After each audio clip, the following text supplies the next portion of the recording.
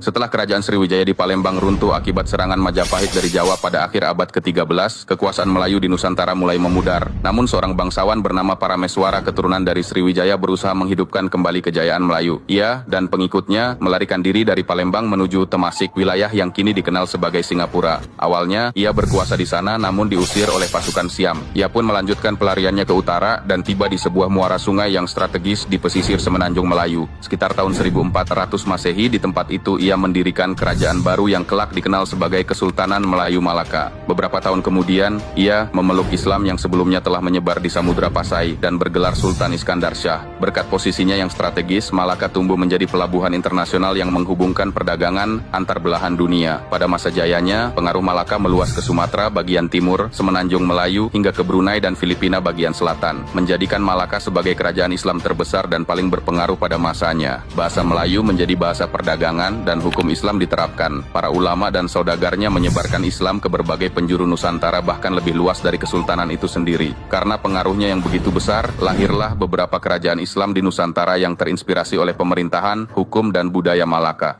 Namun kejayaan itu berakhir pada tahun 1511 ketika Portugis di bawah Afonso de Albuquerque menyerbu dan menaklukkan Malaka. Sultan Mahmud Shah sebagai sultan terakhir melarikan diri ke Johor dan mendirikan kerajaan baru sebagai penerusnya, tetapi kejayaan Malaka tak pernah kembali. Kini, sisa kebesaran itu masih bisa dilihat di kota Melaka, Malaysia, di tepi jalur laut yang dulu menjadikannya pusat dunia Melayu sekaligus jantung penyebaran Islam di Nusantara.